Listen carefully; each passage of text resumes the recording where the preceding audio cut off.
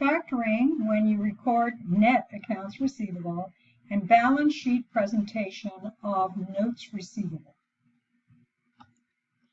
So the effects of using the net method for accounts receivable on various types of transactions, that's what we're going to be looking at. The thing you want to remember is that if you record your accounts receivable at net, you must adjust if the accounts receivable go beyond the sales discount period. And this is recorded as sales discount forfeited. So here's our first example. We sold goods for $10,000 with terms 3% in 10 days, net in 60, and recorded the accounts receivable using the net method. On July 5th, the customer notified you that they would pay only 20% of the balance. So what does that look like as journal entries? So when we sold the goods, we would record them at net, which would be 1 minus the 0.3%, which gives us 97%. And we would book the sale at net.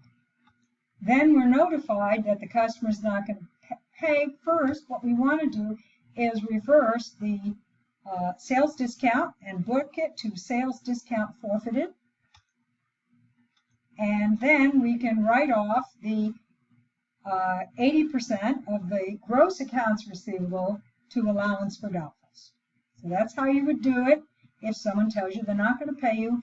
The key is to make sure you take into consideration that you have to reverse that sales discount forfeit. Okay, the next thing that happened is we have accounts receivable we're going to use as collateral for a loan. So a company sold $10,000 for 3% in 10 on March 5th. They pledged for an $8,000 loan, and they had to pay a 5% finance fee. And the bank's going to collect the receivables, which are overdue. So first we're going to record the sale, which is, again, net the discount. Then we're going to record the discount forfeited. Then we're going to record the liability, right there, with our fee. Now, this is not the sale of receivables. This instead is just using them as backup for a loan. Even though the bank is collecting them, we are still responsible for it. So they stay on our books. Now, what happens if you factor receivables that are overdue with no recourse? So again, we sold $10,000, 3% in 10, net in 60. And we're using the net method, and then on June 1st, although they're overdue, these receivables are factored without recourse at a financing charge of 11%. So how are those recorded? First, we have to record our net receivable, and then when we decide to factor, if we haven't already done that, we're going to first record the cash, which would be 89% of the gross amount. Then what we have to do is take the accounts receivable, net accounts receivable off the books, and also record the sales discount forfeited.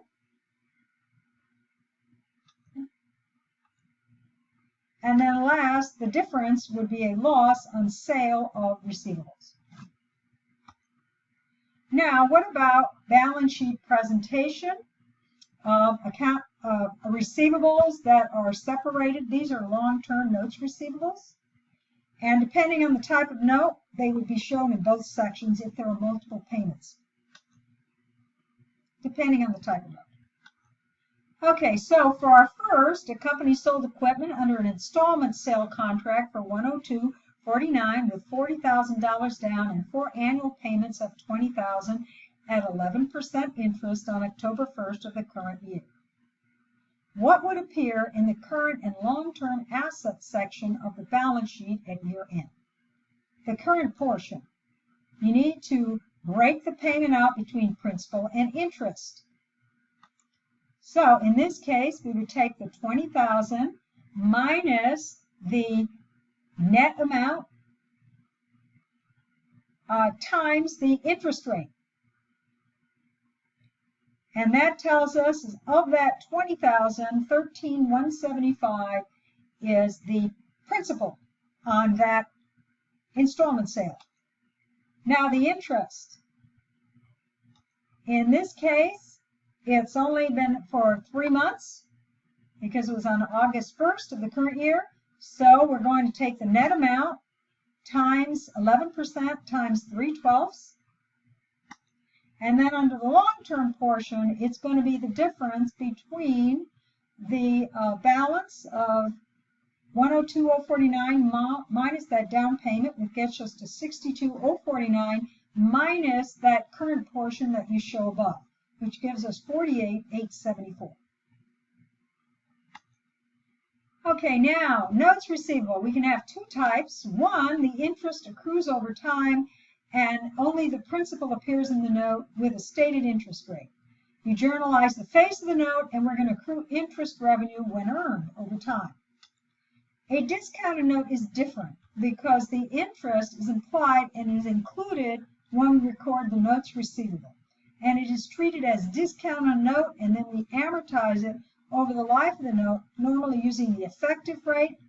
And when interest is earned over time, it increases the book value of the note and notes receivable. The net book amount, it increases the net book value of the notes receivable, which is the notes receivable minus the discount. So let's take a look at an example. A company has a notes receivable dated April 1st, 2016 for $1 million and a 10% stated rate. There are annual payments on April 1st each year of $250,000 against the principal plus interest. It is December 31st, 2017, what would appear in the current and long-term assets section of the balance sheet.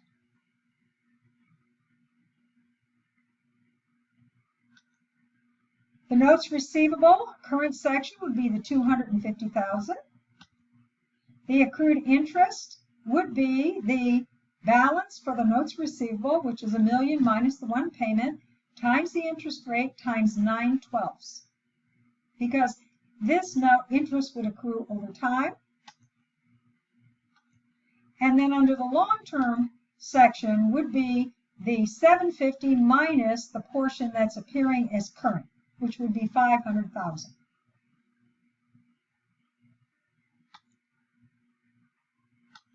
Now, what if we have a zero interest note? So on July 1st, the company exchanged services for 4 years zero interest notes receivable with a face amount of $1,101,460. There's applied rate of 12% and the present value factor is 0.6552. It's December 31st. What would appear in the current and long-term assets section of the balance sheet at year end?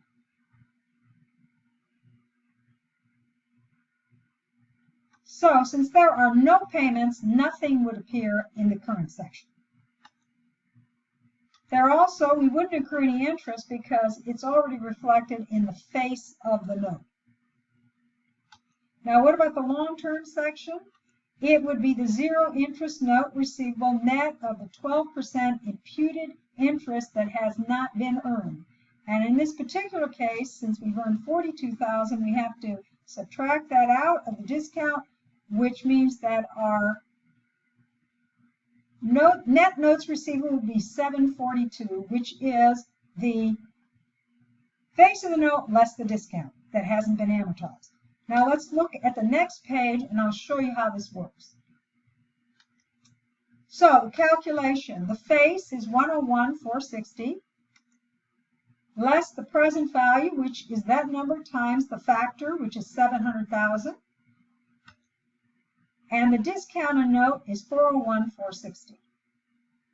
So let's first take a look at what would it look like when we initially signed. It would show notes receivable, discount on notes, sales of $700,000. Now here's the thing to remember. As we amortize the interest revenue on this particular note, in the end, the amount that we see on the books is going to be the $1,101,460 because that's what we're going to receive. So the journal at year end is going to be to amortize some of that discount, in this case for 6 months. So what we're going to do is take the face of the net notes receivable, which is $700,000, which is the $101,460 minus the discount on notes times the interest rate of 12% gives you 84,000, and then we're going to take that times 6/12 because it's only half a year, and our discounted note would be reduced by 42,000, and we'd book interest revenue of 42,000. Now, how do we get that balance that appears? Again, it's going to be the 101,460, and then we have reduced the discount on note by 42,000 because we've earned it, and so now our zero interest notes receivable at the end of 6 months is going to be 742.